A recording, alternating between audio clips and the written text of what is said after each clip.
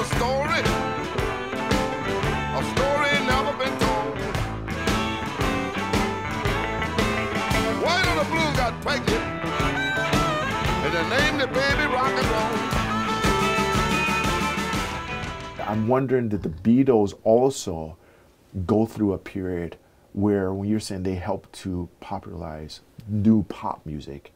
And well, that's post R&B. That's post R&B. After their R&B stuff, when they were writing their own stuff, they shaped popular music. But when they were writing their own stuff, a lot of that was born out of the war movement and their ability to start to sing. Well, a lot of it was social, yeah, but a lot of it was they reached back into classical music. They reached into folk music. How can I even try? I can never win. Hearing them, seeing them in the state I'm in. Rubber Soul was a reaction to the Mamas and the Papas and Bob Dylan and all that kind of songwriting. The Beatles didn't start that. No.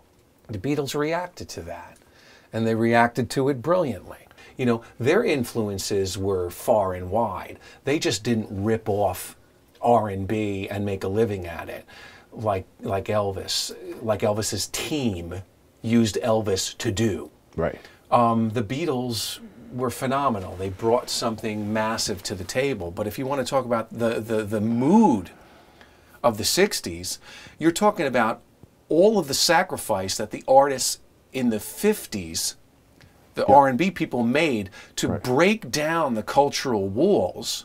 Right. Lloyd Price in the early 50s used to have live shows where they would put a line in the middle of the floor, and the blacks were on one side and the whites were on the other. Wow. And then, you know, they had like barricades up, and Lloyd Price would kick them over, and everyone would mingle, and everything was friggin' fine.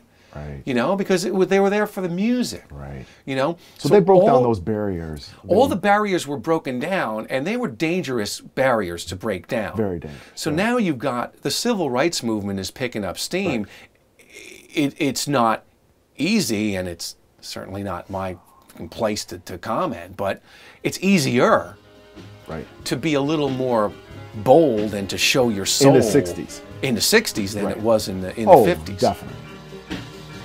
Oh, now, Lordy, Lordy, Lordy, Miss Claudia, girl, you sure look good to me. Well, please don't excite me, baby. No, it can't be me. Thank you for listening to the 4th of our 5-part series. Stay tuned for the final installment as Jim talks about gospel, the origins of soul, and a left-handed magician who left the music industry scratching their head.